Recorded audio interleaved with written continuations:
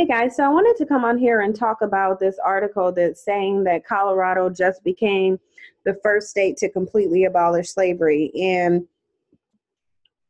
as we all know, the um, the 13th Amendment of the Constitution allows for slavery under the guise of a person being a convicted felon. So that was, a lot of people to say, oh, slavery is abolished, but no, it wasn't. It was transferred to the prison industrial complex because the reality of it is the foundation of this country is on slave labor. And in order for the country to be maintained, you cannot deviate from your foundation. So therefore, what they did was they simply took one form of slavery away and transferred it to another form. Rather than having chattel plantation-based slavery, they had prison industrial complex-based slavery. And even today, it has been said that there are more slaves in prison than there was on the plantation. We know most of these are Black men, because despite the fact that white men actually commit the vast majority of the crimes, they are undercharged and they are under imprisoned, while Black men are overcharged and over imprisoned. That's what a lot of people don't understand. But the thing of it is we were just having a discussion on voting, okay? And even though a lot of Black people promote voting, they cannot give you one example of what voting has accomplished for Black people as a means of justifying their decision to vote. Now, what Colorado did on its ballot, that would be an example of why you would vote. Okay? This was a local voting thing.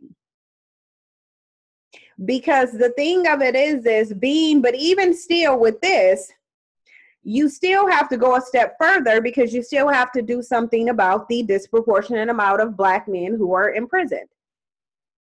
Okay, and you would also have to still do something about these privatized prisons. But with Colorado saying that you're not, basically saying that you can't force slave labor in prison, that still would make an impact. So this is something that Black people could justifiably say, well, I live in the state of Colorado and this is why I voted. So then this would justify their voting, because they're voting on something that primarily affects Black people. It says 2 years after a similar effort failed, Coloradans voted Tuesday 65% to 35% to become the first state in the U.S. to ban slavery and its more politely described friend involuntary servitude. It says Amendment A answers the question, shall there be an amendment to the Colorado Constitution that prohibits slavery and involuntary servitude as a punishment for a crime, and thereby prohibits slavery and involuntary servitude in all circumstances? The amendment was put on the ballot with overwhelming bipartisan support from Colorado's lawmakers. It will change Article 2, Section 26 of the state's constitution, which has stated for more than 100 years slavery prohibited. There shall never be in this state either slavery or involuntary servitude except as a punishment for a crime whereof the party should be duly convicted. So basically, it's basically the states just upholding the amendment to the Constitution that transfers slavery off of a plantation and onto into a prison industrial complex.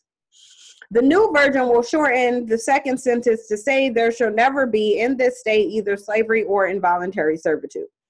The change may seem strictly symbolic, but it's not. Amendment A officially eliminates the prison labor loophole, which remains to this day within the 13th Amendment of the United States Constitution and the Constitution of many other states. Meanwhile, some states' constitutions don't mention slavery at all. Thing is, simply not mentioning it is not enough. Ava DuVernay's award-winning 2016 documentary 13th dives deep into the long-lasting damage the 13th Amendment have done to the nation and the African-American community, and its role is played in both the creation and the perpetuation of the prison industrial complex. Now, you guys can watch this. This is the trailer. I guess I'll play it. If you guys haven't seen it, you should really see it. 1 out of 4 human beings with their hands on bars, shackled, in the world are locked up here in the land of the free. Khalif Browder was walking home from a party when he was stopped by police. Then they said, we're going to take you to the precinct, and most likely we're going to let you go home. And then I never went home. 13th Amendment to the Constitution makes it unconstitutional for someone to be held as a slave.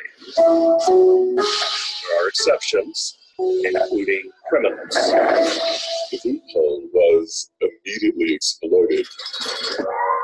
What you got after that was a rapid transition to a mythology of Black criminality. Some people got real problems. Space that needed to be controlled. You better believe it. Only human. It became virtually impossible for a politician to run and appear soft on crime. The kinds of kids that are called super predators. Millions of dollars will be allocated for prison and jail facilities. 3 strikes and you are out. It was an enormous burden on the Black community, but it also violated a sense of core fairness. Some people got real. States were required to keep these prisons filled, even if nobody. Now, what's really interesting, I'm just going to pause this real quickly, and you guys I would really encourage you, if you haven't seen 13th, to just go watch it. It's really interesting and hear how they showed Bill Clinton signing off on the 3 strikes rule, which mostly affects Black people, yet Black people were rushing out to the polls to vote for his wife. This is how much Black people don't learn. And this is very problematic. It's very problematic. It says the Colorado ACLU explains exactly why this change was needed, particularly in today's political climate. After the Civil War, many states, mostly former slave states, immediately exploited the 13th Amendment loophole. No, they didn't exploit it. They did exactly what they planned to do.